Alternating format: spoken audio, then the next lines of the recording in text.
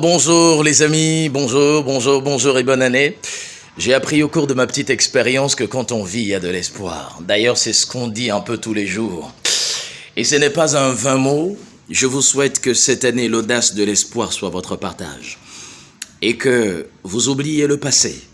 Qu'importe sa qualité, qu'importe ce que cela vous a mangé, qu'importe ce que cela a représenté dans votre vie, c'est l'occasion de passer à un autre niveau, à une autre étape, de franchir une nouvelle dimension et de ne pas se laisser traîner, tenailler par le passé qui a été extrêmement douloureux.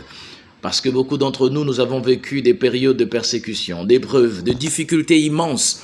Nous avons perdu des proches qui ont été arrachés par une maladie ou par un accident ou par quoi que ce soit. C'est l'occasion, quand on est en vie, tout est encore possible, de réaliser des choses qui sont énormes, de se révéler à la face du monde en cette année. Parce que la résolution que tu dois prendre en cette année, c'est de te dire que si Dieu t'a laissé la vie, s'il t'a encore accordé de respirer, ce n'est pas par ta force, ce n'est pas par ta faveur, ce n'est pas parce que tu es puissant, mais c'est simplement parce qu'il y a des choses qu'il veut accomplir avec toi en cette année. Et le fait de te morfondre sur ta situation, sur ta position, sur tes questionnements infertiles, superfétatoires, arrache la volonté de Dieu dans ta vie. C'est l'occasion de te dire, je veux aller plus loin. Je veux connaître une nouvelle dimension.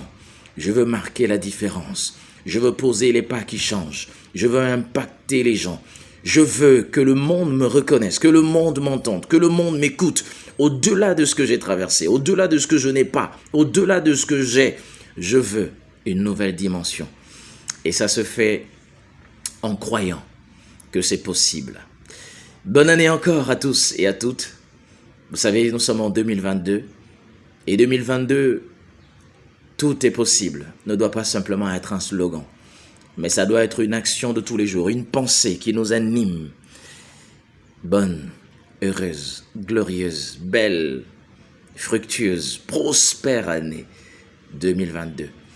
Et surtout, que ce soit une année à travers laquelle tu fais la véritable reconnaissance de Jésus et qu'il devienne l'épicentre de ta vie parce qu'il est la pierre angulaire. La Bible dit, cherchez premièrement le royaume des cieux et sa justice, et par-dessus tout, toutes les autres choses vous seront données. Je te souhaite une rencontre exceptionnelle et merveilleuse avec le Dieu qui m'a sauvé quand j'étais déjà mort. Bonne année à tous et à toutes et à très bientôt.